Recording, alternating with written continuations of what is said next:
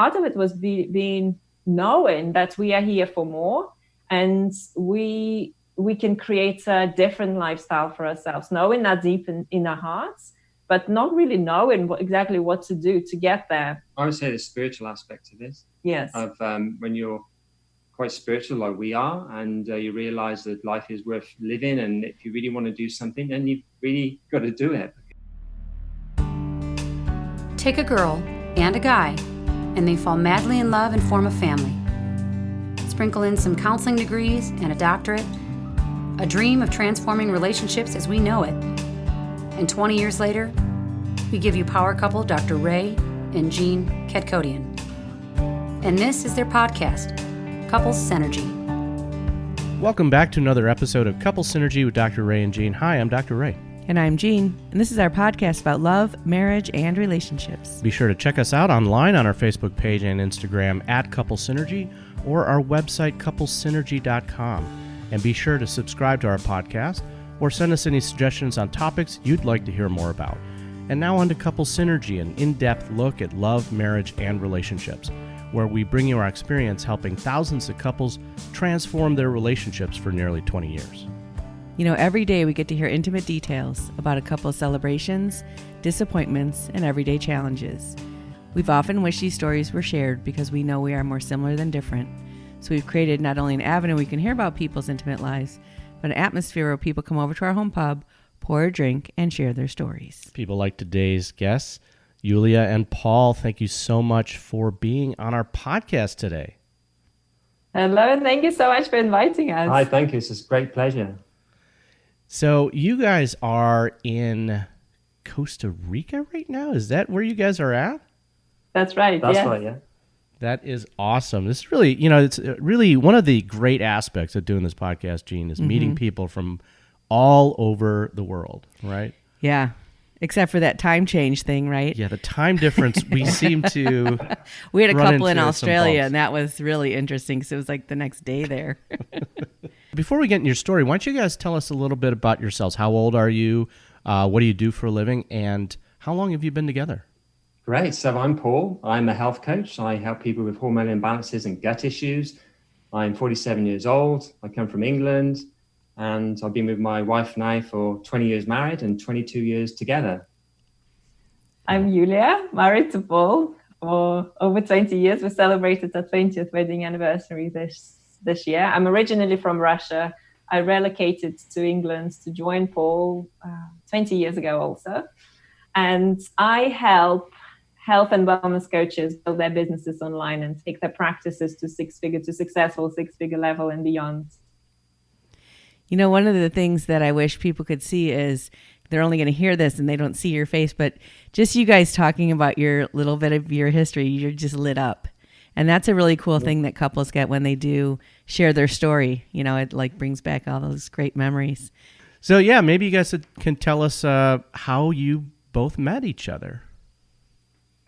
Yes, that is an interesting story. So it was basically first off down to me. I was back in England and I wanted to go on a trip somewhere, and I was looking through, I can't remember what it was, a magazine, and it said you can go on a trip to Moscow and go to Moscow for a week and see all the sights, Red Square, the Kremlin and all this kind of thing. And in the winter, so all the snow. So I thought, wow, that sounds like a great idea. So I've never been to Russia before, so let's do it. So I booked a trip, went over, and on that trip I met Yulia. Yes, there was in one of the clubs in Moscow that we met, and it was a very interesting thing that happened when I saw Paul. I just felt like, oh my God, this is the man I'm going to spend the rest of my life with. It was just like a download, and it was so quick, and I was getting goosebumps, and it was just such a strange feeling, like we've known each other before, and that's how we met.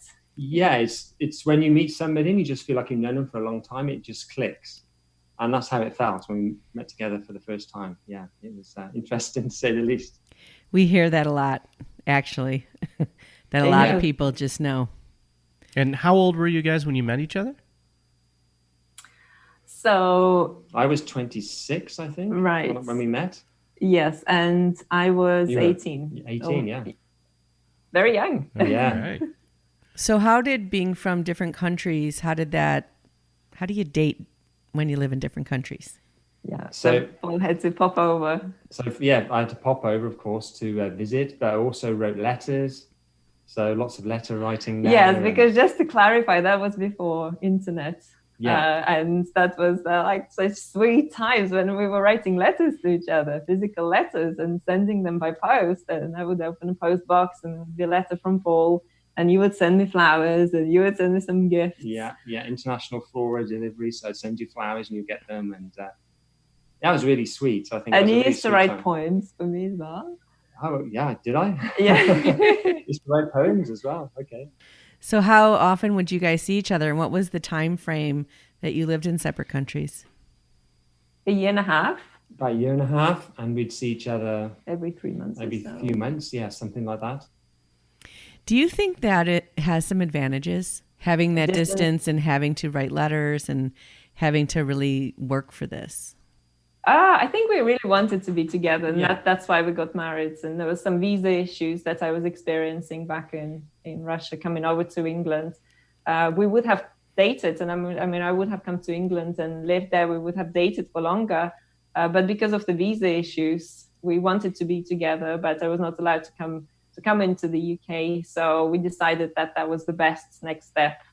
Well, you decided to propose to me, Yes, rather. I decided to propose to her. I thought, well, Yeah. if they're not going to allow us to be together, then we have to take matters into our own hands. So I proposed in Moscow. Can you tell us the story of that engagement? Yes, it was in my apartment, and In your he apartment, invited my yes. mom Yeah, your mum was there. and my sister, and then you got the ring out and you proposed. Went on bended knee and proposed. What was family's reactions to your relationship? Yes, I mean, my family really liked Paul straight away, and I think Paul liked my family as well. Yes, absolutely. And the one thing I noticed about Yulia's family, they're very family orientated. They've got a very strong family bond. And I noticed that, and I like that a lot. And also hospitality is Yeah. a big part of Russian culture. Is it fairly easy to go back and forth still? Like if you want to We visit? don't actually go as much back and forth as we used to. No. It's just every few years now more. Yeah, probably because of our business now and what we're doing. We're really busy.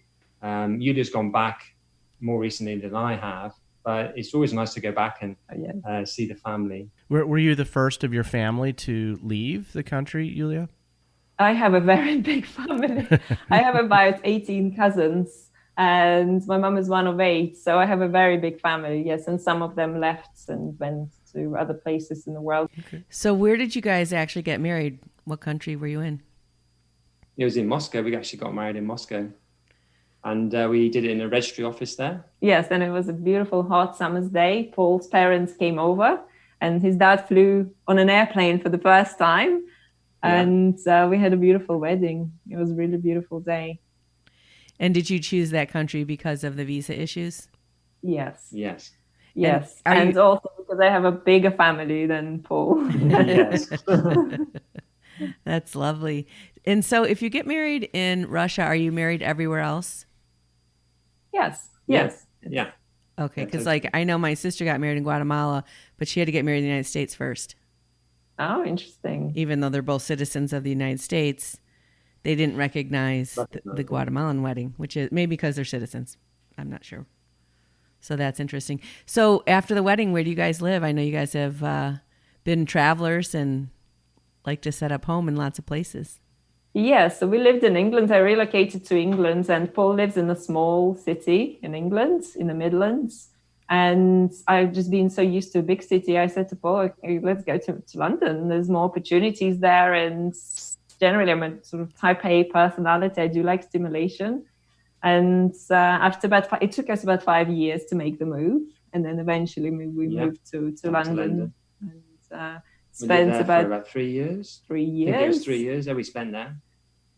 After which we decided to really step into the unknown, and we decided to traveling. leave our corporate jobs. It was my idea. I felt that I've always wanted to live somewhere warm. English weather is just it is really cold, and it is cold for about 11 months of the year, and it's just it's just not pleasant. So we have been looking into other places anyway. Yeah, and it took a little bit convincing.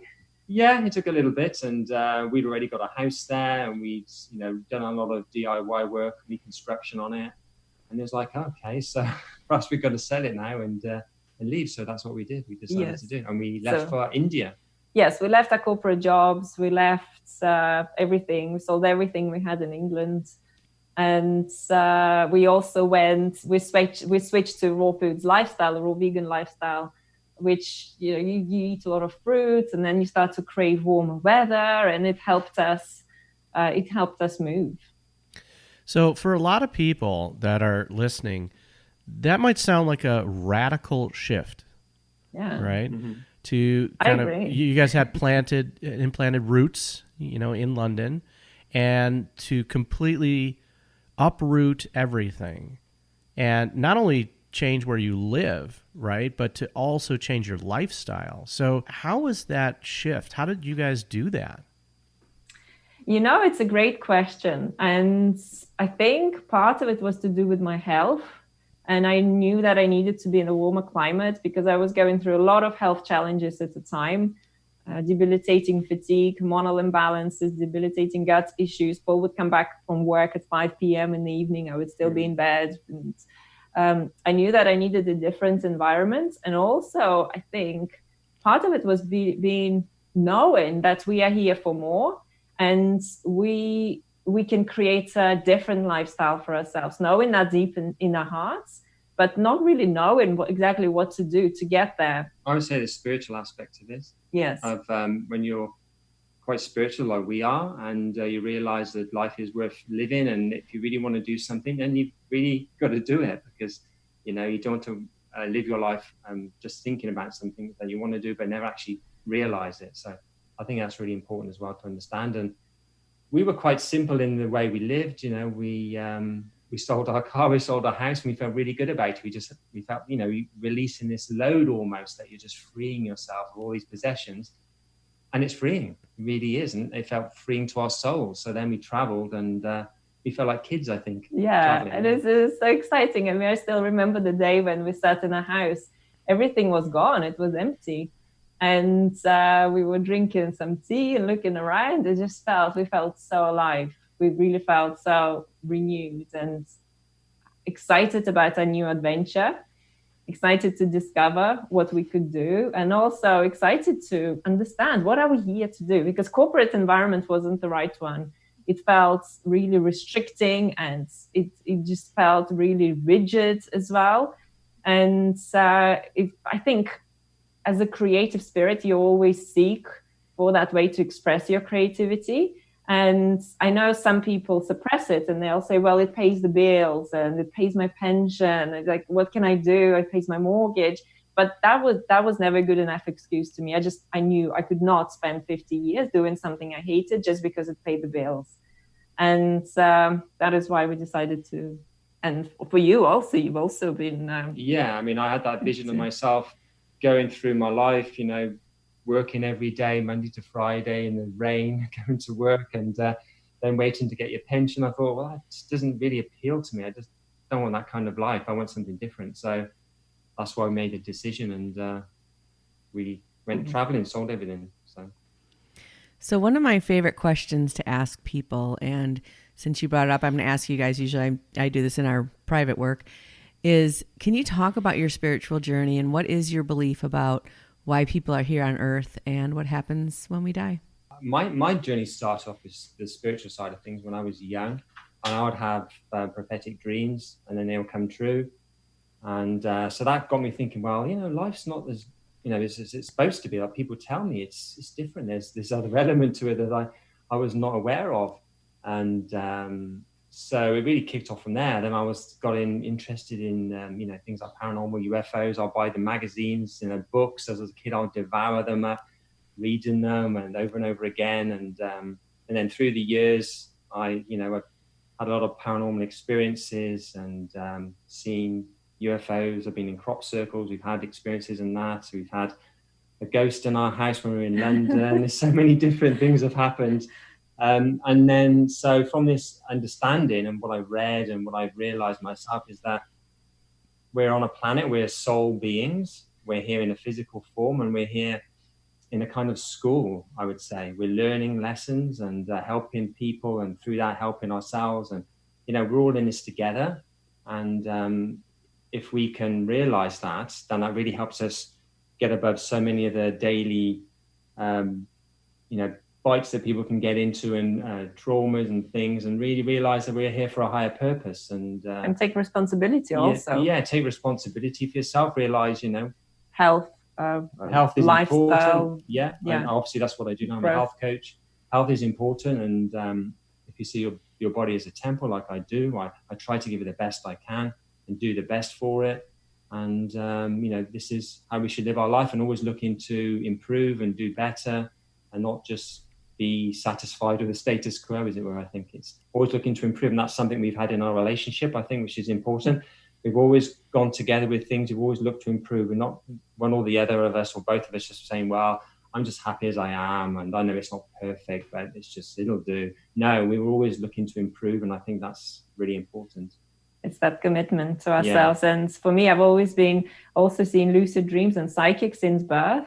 I didn't know about it. And then when I realized it, I really realized that, wow, I can really tap into this. This is a powerful source of energy, and I can get I can create a lot of things in my life when you go with it. But at the same time, it is often stepping into unknown and uncertainty. But the more you do it, and the more positive changes you see in your life, the more you trust it, and the more you understand that, yes, this is the force that is guiding me in life, and by following it, I'm really creating a different life for myself, the life that I want to live, the life that is close to my heart. So, yes, that's our view.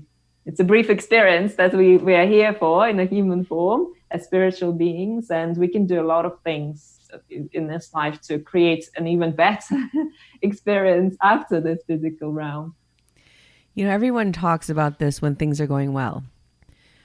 But when things are not going well, and it seems as though you found a disconnection from that energy, or that whatever's happening isn't going the way you wanted to, and it's so disheartening. What are you guys' thoughts about that, and how do you get through difficult things? And do you have an example of a time you went through something like that?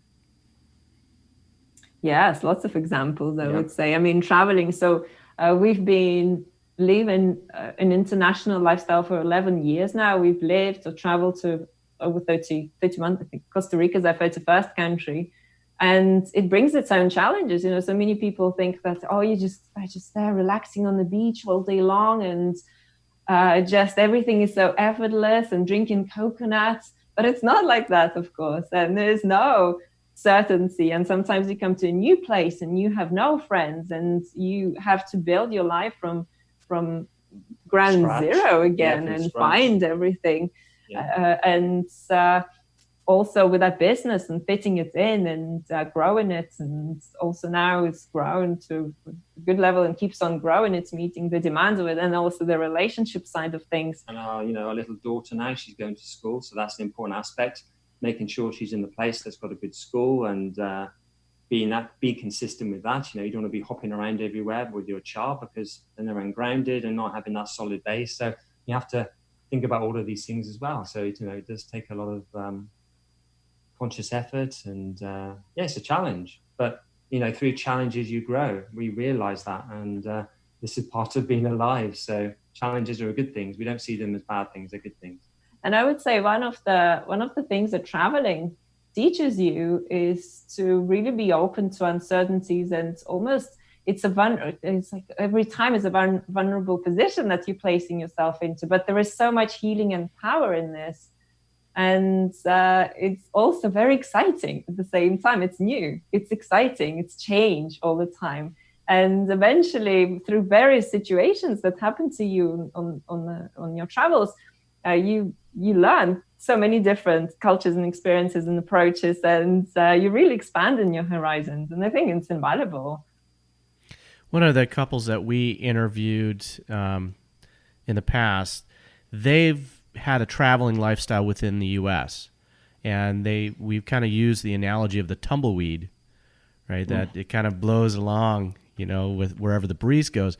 Yeah. Why did you guys choose to have that kind of a lifestyle and move to 31 different countries? Good question. I would say one aspect would be the weather. Yes, that's England. the biggest. That's the biggest. If England was similar to Florida or Hawaii, we wouldn't move out of England.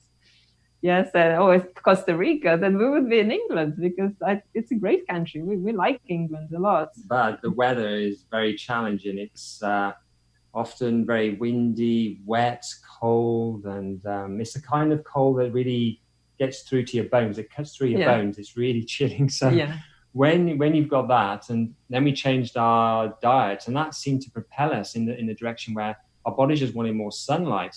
And it was just like we got to the point where we just got to be in a place where we got more sun and we feel more comfortable in the climate. So that was one of the big pushes really for us. And then obviously that means the tropics in the winter. And then eventually you see the difference between yourself and your body being in a cold climate versus you thriving in a sunny, warm climate.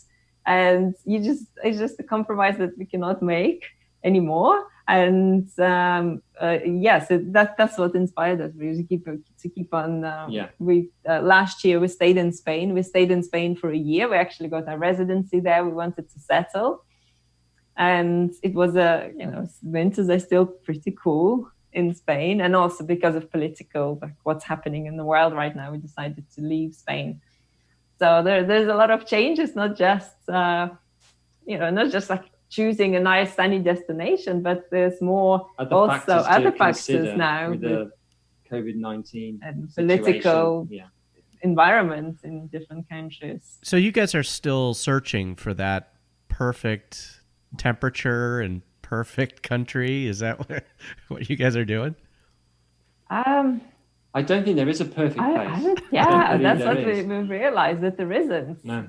So there really isn't. There's always some kind of compromise you have to make somewhere. So we know that whatever place we choose for ourselves, there'll be challenges, and you accept and live with those challenges, or you go live without without the challenges in another place. But there's always going to be some kind of challenges, compromise. Yeah. So that's something we've noticed over the time we've traveled, that different places have different aspects we really like. Yeah. But you never have everything all in one place, I don't think. No. If we're being honest, it just doesn't exist. So, you just accept that and enjoy every place as much as you can, and live in that moment, as they say. You've got to live in the moment. And I think for us, the ideal scenario is maybe 3 to 4 places, so 3 places or so that we can go to during the year. And at the same time, it's not that we always just spent a week here and a week there. We spent a lot of time in Thailand and Asia, and we lived in Bali and Malaysia and Australia. Our daughter was born in Australia. So we tend to live in a place for about 6 to 9 months. And then either we leave or we come back again if we liked it. What's your top 3 places and why? Yeah, that's a great question. Do you want to do 3 for you? Okay, so 3 for me. Australia, for sure. It's a beautiful, beautiful country. Thailand is always something that we love. We love coming back to Thailand. And the third one, I do like America. I really do. I like coming to America for growth and development. And our clients live in America. There's a lot of America is very dear to our heart. It's very close because that's where we help people transform their lives, and that's where we learn ourselves, and it offers a lot of opportunities. Yeah, America's I would pick the same 3 basically. And America, I feel with America, there's just it's a special place because we've been there a few times and we've had interesting experiences there. We've been to Sedona, we've been to Shasta, we've been to Cedro Woolley up in the north past Seattle, and other places. But it's just this specialness about it. There's so many different aspects to the country. It's a big place, it's like a continent in of itself inside that. So I just have a special connection there, and I love going back because it's such a diversity of the people, the culture within America itself, and the geography as well. Yeah, it's a special place. We always like coming back to America. I mean, sometimes we talk about living in America, but obviously we're not US citizens, but yeah, it's a special place. Yeah, that was another question I had about citizenship and the legalities, and also if there's been any interesting like customs that you had to adjust to that were different in another country. Every country is so different, and there's always some adjustment that you Yeah. have to make. And this, like, certain countries easier for visas, and certain Sure. countries are harder. Yeah, So, that can make it difficult to live there. Yeah, exactly. So Thailand is not that easy anymore. No. There's a lot of trips that you need to make and stamps that you need to stamp. And I would say with some countries like Thailand, for example, they're more relaxed. You don't feel like you're in a rat race. Some of the Western countries, you can feel like that sometimes. Yeah. It's very, very busy and everybody's frantically doing everything they need to do. And then you go to somewhere like Thailand, it's all a bit more relaxed and you feel the pace of life is slower and you can take in more, I think, in that sort of environment. But then sometimes you can get to the stage where you think, I like it a bit more fast paced. So then you want to change and go somewhere else. Do you guys speak other languages?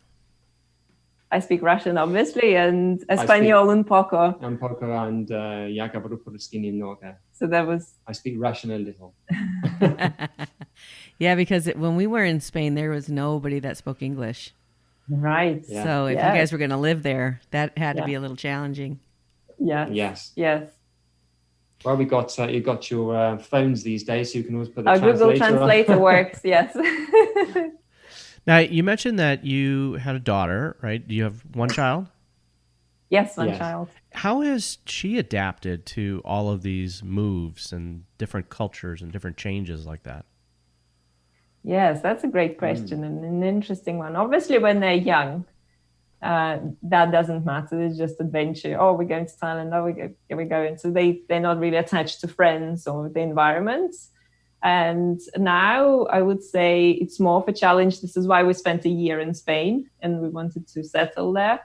And we would love to be in England. It's just such a great environment, but because of the weather. So we are testing other places, and US is still also on our list of places. And we appreciate the fact that our daughter at this age would benefit from a more stable environment. And so we're happy to adapt and adjust, because with our laptops, we can be anywhere, working with from any location in the world. And we've got a beautiful human being also we've got to meet needs of. So that's what we are focusing on. How did you guys choose to have a child? Or did you not choose? Chose us. Yeah, she chose us. She chose us. She came. Yes. Yeah, she came. And that was a beautiful surprise. A really beautiful surprise. So were you guys just kind of open to whatever was going to happen? Yeah, I mean, it's just, she came. And I mean, we're very conscious beings. And it was the kind of a decision when we were thinking, well, let us settle and build a house and then we'll have a child. And she came, and then life revolved around it. And it was just a beautiful gift. So we were in England when I got pregnant, and then went to Thailand. But then we went to Australia to give birth there. And yes. Was that ever a challenge for the two of you? Did you ever, talk about, like, how are we going to do this? Going from country to country, and obviously considering your daughter and education. How did you handle those difficult conversations? Yes, absolutely. We did, absolutely. Well, earlier, when Eleni was younger, daughter's name is Eleni, we had my mom who traveled with me. Actually, my mom is also kind of, she loves gypsy life and traveling, and she likes doing it as well and discovering places. And she was helping us. So we would work during the day. My mom would help us. And we're very committed to also conscious parenting when it comes to our daughter. So I did long-term breastfeeding, and we did co-sleeping, and we did baby carrying for as long as we could. So we didn't want to just keep on putting her into different nurseries. And this is why my mom was with us. And now she's at that age where she can go and do alternative schooling. So she's doing Waldorf Steiner School here in Costa Rica. Is a beautiful school, and we always go for private alternative schools for her. But so far, she's only been in two: one in Spain, Montessori, and now she's doing schooling here. In what way is your guys' relationship similar or different from your parents? My parents divorced when I was 3.5, and it was a really difficult divorce that they went through. So that was a big trauma that I had to work through for many years. And Paul, talk about your parents. Yeah, so my parents stayed together, been married, 55, over 50 years. Over 50 years. So they've been very stable, and I was very appreciative of that. Obviously, I would say obviously, but I can see the flaws in their relationship. So I try and learn from, what they've done. But obviously the good things as well, the good aspects to it, and try and put those into our relationship. And realize that it's never a finished job. It's always more you can do as well. So never think, well, that's it. Now I've done everything. I don't need to change or do anything else. No, there's always work to do. So I think that's important to understand. So how do you guys deal with conflict? Yes, that's a great question, because there was a lot of growth with that as well in the past.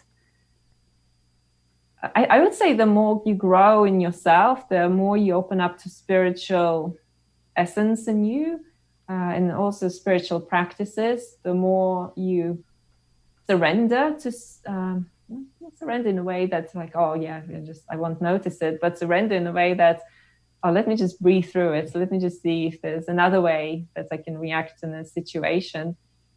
And moving away more and more from reactive, sort of like, oh, it's like this. And it's like, oh, I don't like this, to just understanding, being considerate. We're really like nonviolent communication approach. Also, when you consider another person's approach and understands that they've got a point and you've got a point, and come from that space.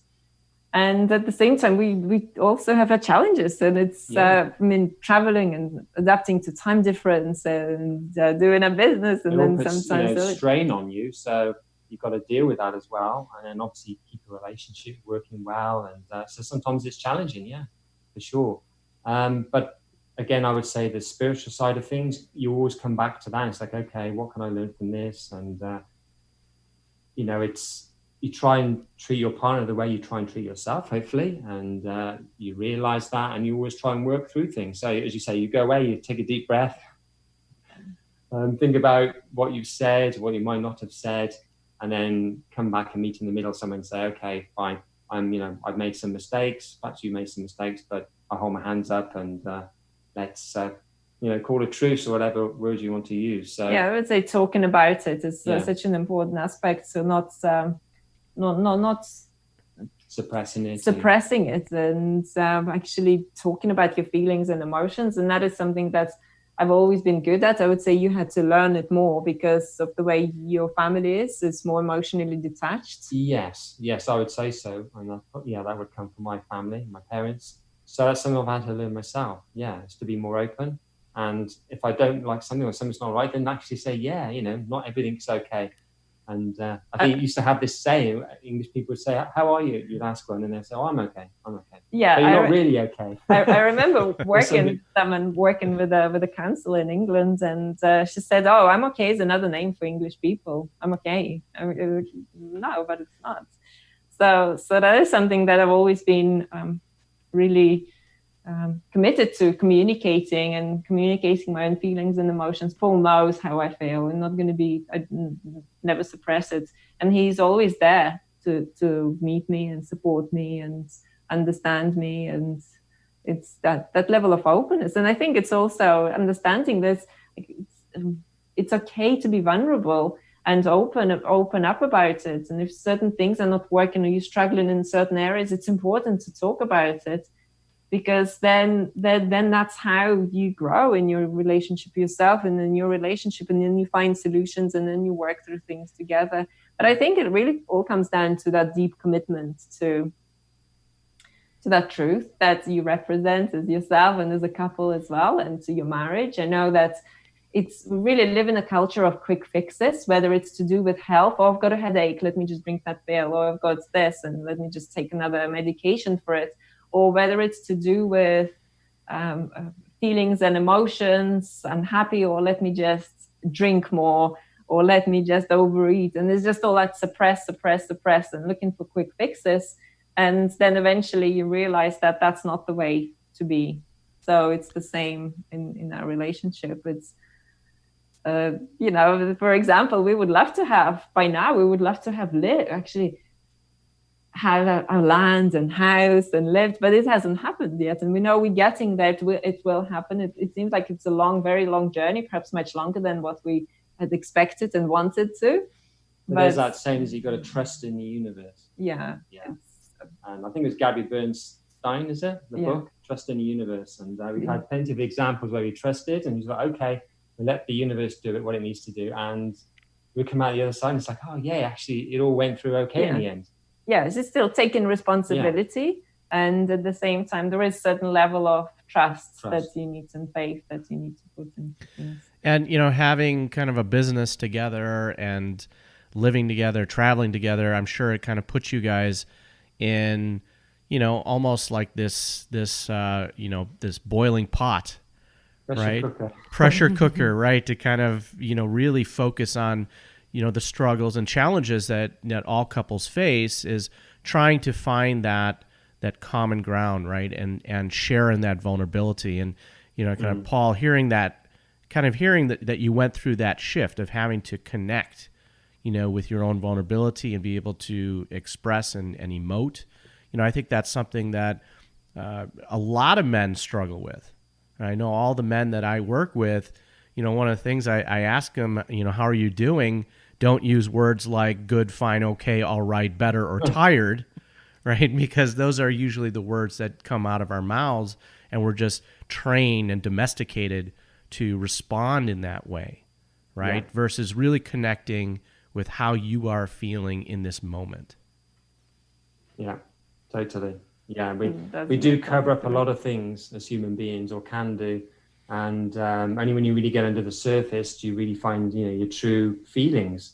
But that can be difficult for a lot of people. And like you said, Dr. Ray, it's really reprogramming yourself, because by default, that's how we are. Good, fine, I'm okay. That's the default, yes. And then it's changing, really understanding that, no, this is not the way. This is not the way that allows me to express myself, and finding different ways. So it does. It's constant challenge and growth, and really, whether it's to do with business or travel or relationship or raising kids, it is all challenging. And I really wish that people saw it more as that, because then it's like, well, then we need to find ways to like it's a journey, and we need to find solutions, and we need to work on things to make it happen, versus it's like it will just all happen by itself, because it doesn't.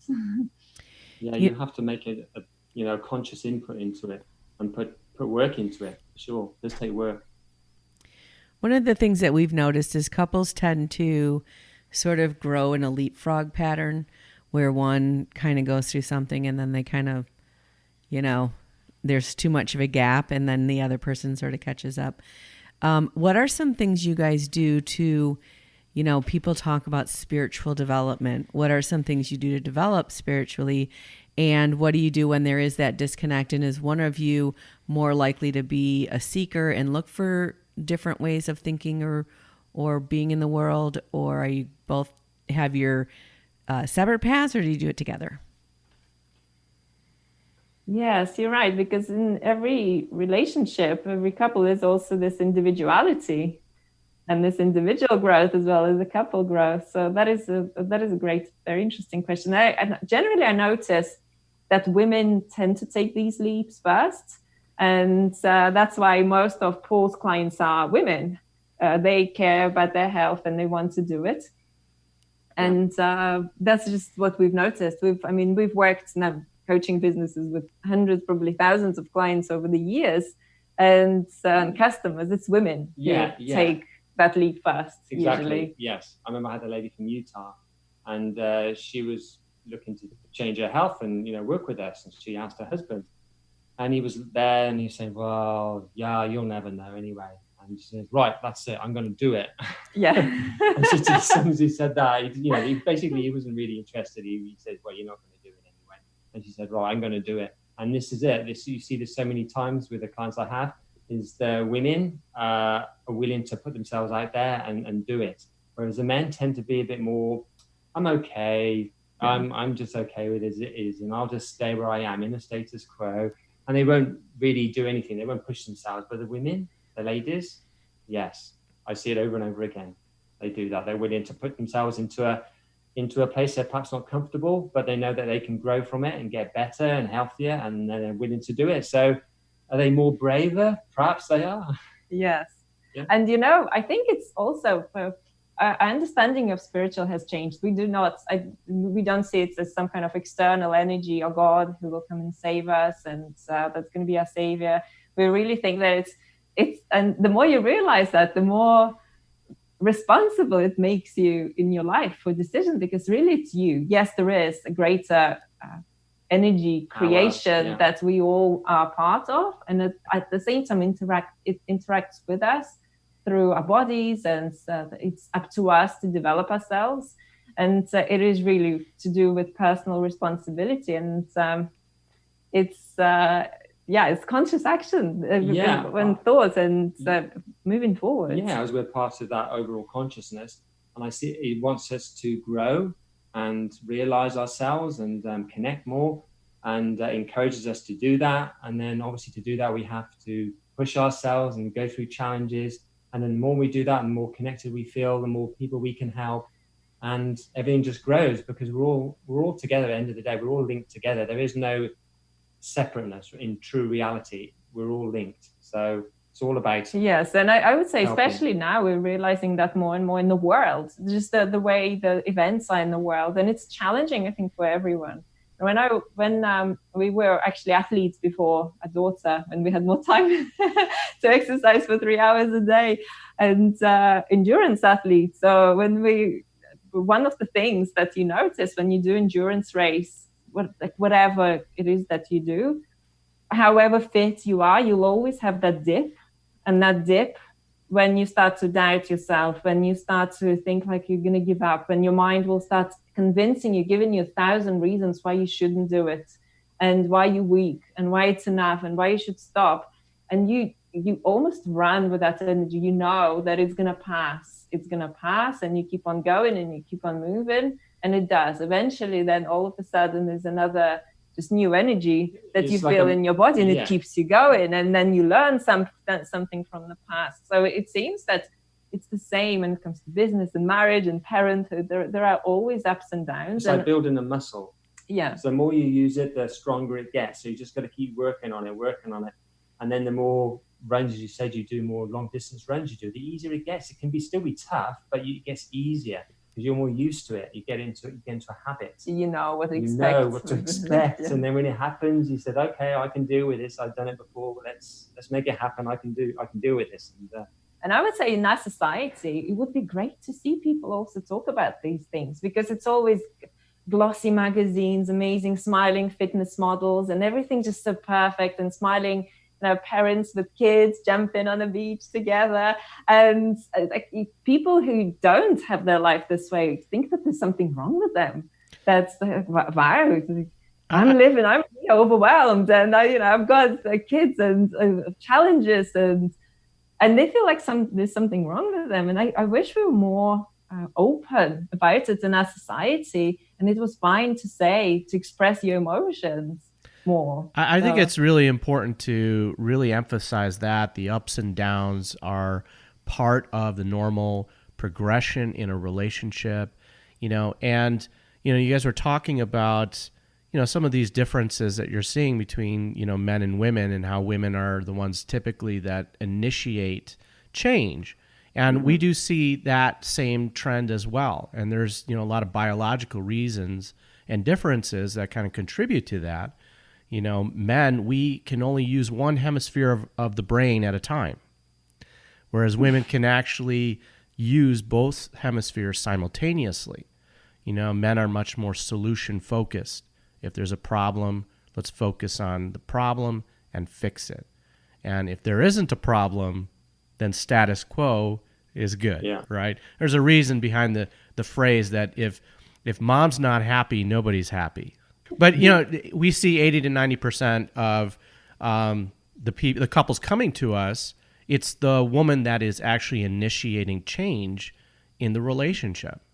And it's a little beyond that. Like, she almost has to get to the point where she's going to leave before the guy will go, okay, I'll do something different. Right. And I think that is part of the way that, we are biologically designed. There's a book I'm reading about the new feminine brain, and it talks about the continuum of our brain of masculine and feminine. And of course, that has nothing to do with what we are as gender. Well, some of it, but we're on this continuum. All men aren't this way and all women aren't that way. But they describe it like this. So the masculine brain all the way over at the most extreme is like a house with many rooms. And every room has a telephone in it. But every room's telephone is a different number. So if a guy's on the phone in this room, he doesn't know what's going on in the rest of the house, right? And the woman's brain, or the feminine brain at its extreme, is there's a house with many rooms, and every room has a phone, but it's all the same line. So when she picks it up, she knows what's going on everywhere, including when she watches him hang the phone up with her and go somewhere else and pick up another line, right? And so we're so much, our brains are designed to pay attention because, you got to make sure, back in hunter-gatherer days, the men were hunting and focused and they couldn't worry about what was going on anywhere else. And women were like, okay, I got to stir the soup and make sure the kid's not getting eaten by a tiger and gather strawberries. So we're more multitasking. So there is a lot of truth to, our brain development and why we're that way.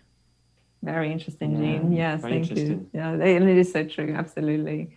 And it seems like we need to go beyond this. We're just we really evolving into new. Well, I think that's what spiritual development is, right?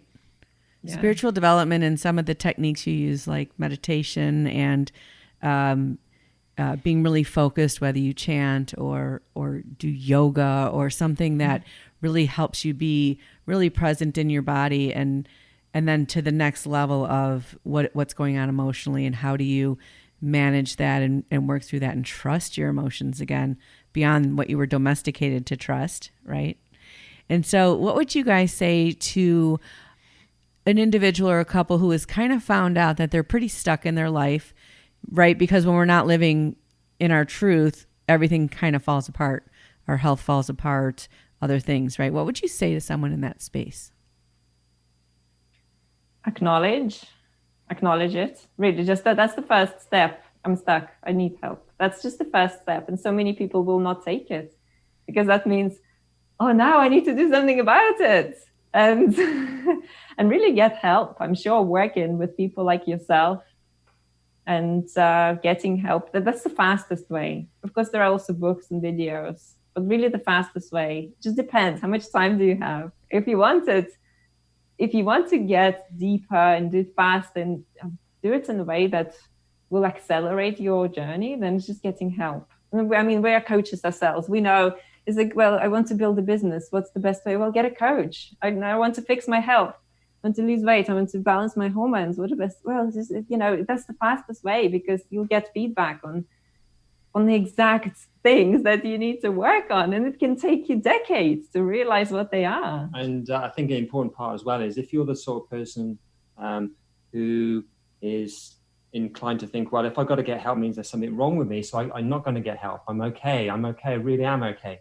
But it's like, no, you've got to realize there's so many aspects of life and health, whatever it may be, that you're not an expert in. You really know very little. So there are people out there who can really help you. So get over that hurdle of thinking, I don't need help because then I'm admitting I've got some kind of problem. That's just being a human being. Get over that and say, yeah, I need help. Put your hand out, get some help from somebody who can really fast track you to where you want to get to and save you lots of pain and suffering. So we see this with the people we work with and the ladies I work with. I'm working with a lady now who's in America and she's been through so much. She's had chemo 4 times with breast cancer and she had constant headaches for years every week. And now we've been working together for 2 weeks and already for 7 days she's had no headaches, which has been the first time in like ever for her, and which is like a major success for her. Sleeping better. Starting to sleep better, feeling more energy. And it's because she reached out, and she wasn't scared of realizing that I was trying it, but it wasn't working. And I just not good enough when it comes to knowing what to eat and how to change my health. So she reached out to me, to us, and it's changing already within a short space of time. So don't be scared. Reach out if you need help. Please do it, because otherwise you'll just stay stuck. And then one day you'll realize, perhaps I should have done this a long time ago. So don't get in that space. Don't wait for it. Reach out, get help, and you'll be so thankful that you did, because you're going to fast track yourself to success and to wherever you want to get to with your health or your relationship. And it's going to really benefit you and the people around you as well. Absolutely. And another thing as well, that's realizing that you need help. It doesn't mean that you're a bad person. You know, people might think, my relationship is imperfect, therefore it's something wrong with me. It doesn't mean that at all. It actually means that you're so committed to yourself and your growth. And people spend so much time in a state of disease and troubled marriage and broke finances that they forget what it's like to have it flowing and to have it in a way that they want it. And they really identify themselves with pain so much that sometimes they don't even believe that perhaps their marriage has been struggling for so long. They don't even believe that it's possible. And totally give it. Absolutely do it. It's just a case of finding the right. We live in an imperfect world. You know, there's a lot of things we haven't been taught when we were growing up as children and young adults.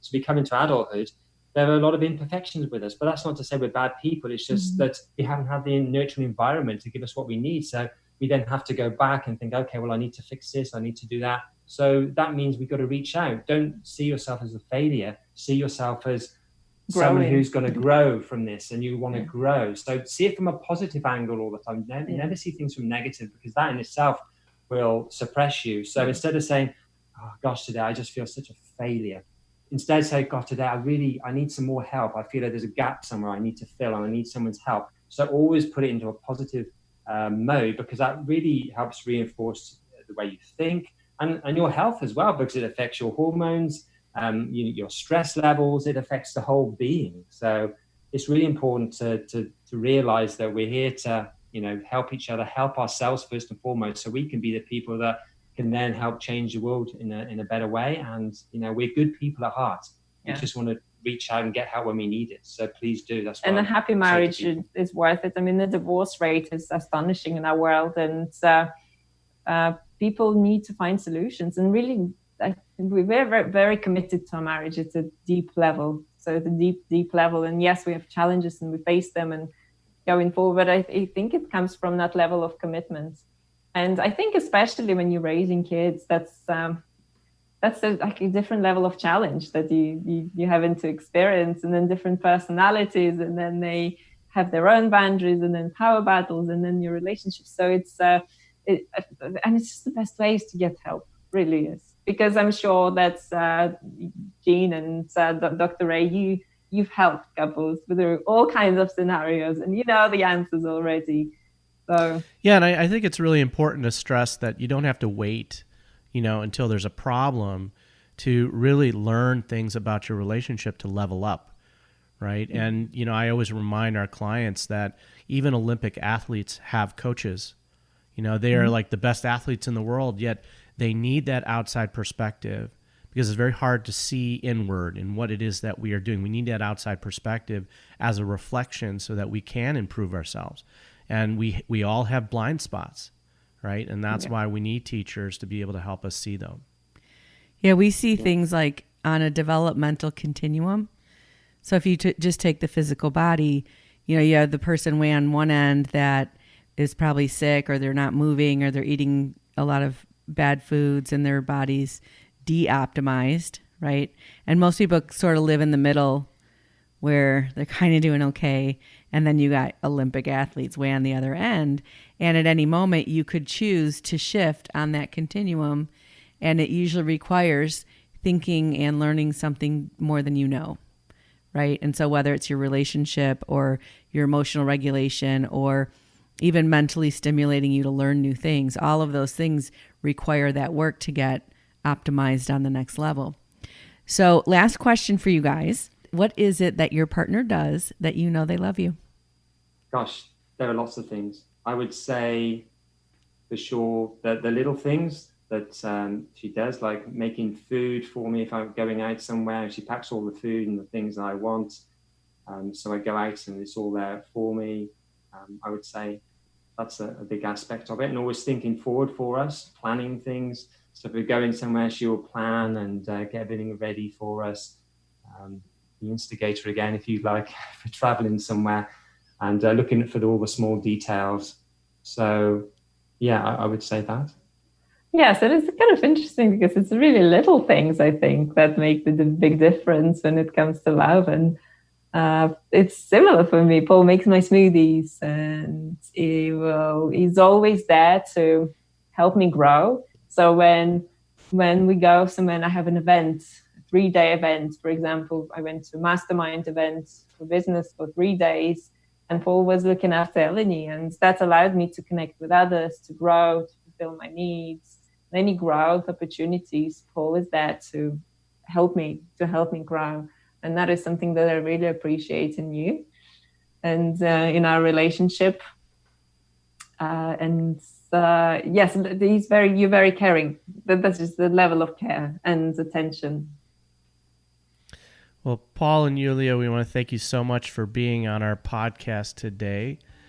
You know, we wholeheartedly thank also all our listeners for joining and listening to Couples Synergy. Our passion is in helping couples have a happy and healthy relationships, and this podcast gives us a fun way of bringing our knowledge and expertise to you, our listeners. You know, human beings have been sharing stories since the beginning of time to bond and heal and grow. And we hope that by you guys sharing your story, it's enriched your lives and the lives of our listeners. For all of you listening, please subscribe to our podcast and please leave us a review. If you have any questions, comments, or topic suggestions, please email us at contact@couplesynergy.com. For more information about Couples Synergy and our programs such as the Couples Weekend Intensive and our premier program called Couple to Couple, look us up online at couplesynergy.com. And if you know anyone who could benefit from this episode, please download it and share it.